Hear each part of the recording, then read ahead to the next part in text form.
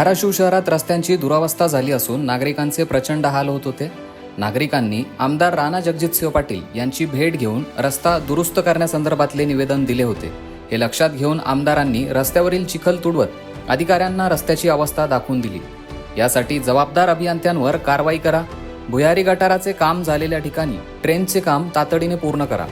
मुरुम टाकण्यासाठी यंत्रणा वाढवून त्यासाठी कालबद्ध कार्यक्रम तयार करून नागरिकांना तातडीने दिलासा देण्याचे आदेश आमदार पाटील यांनी दिले होते. मला आता काय पाहिजे, रस्ते दसऱ्याच्या व्यवस्थित मोठमोठे करून पाहिजे. कधीपर्यंत काय करणार त्याचं शेड्यूल आजपासून तयार करून आम्हाला आणि यांना नोटीस काढणार तो रस्ता करा. अखेर विसर्जन विहीर समता कॉलनीतील त्या रस्त्यांवर मुरुम टाकून रस्ता वाहतुकीसाठी व्यवस्थित केला गेलाय. याबद्दल आता नागरिकांनी समाधान व्यक्त केलंय. मागचे 4-5 वर्षापासून इथं या रस्त्याचं काम रखडलेलं होतं. इव्हन चलणं सुद्धा अवघड झालं होतं. आमच्या घरचे जे वडीलधारे आहेत त्यांनी चलणं सुद्धा बंद केलेलं होतं. तर राणादांनी मागच्या 2 दिवसापूर्वी इथं भेट दिली, प्रत्यक्ष इथं पाहणी केली आणि सगळे अधिकाऱ्यांना बोलवून त्यांच्याशी चर्चा करून तातडीनं दुसऱ्या दिवशीच या रस्त्याचं काम हे मजबूतीकरणचं काम केलेलं आहे.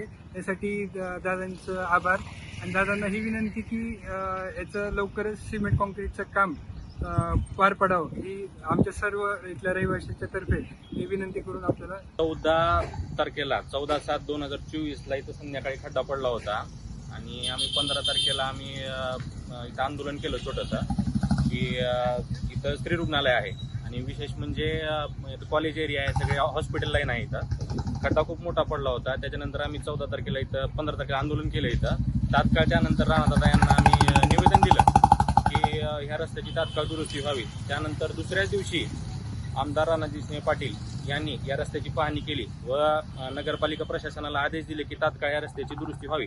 तर आपण बघू शकता की रस्त्याची दुरुस्ती चालूच आहे. राणादादा यांनी जे आदेश दिले त्वरित त्याची अंमलबजावणी चालू झालेली आहे. त्यासाठी आमदार राणाजगजितसिंह पाटील यांचे मनस्वी धन्यवाद.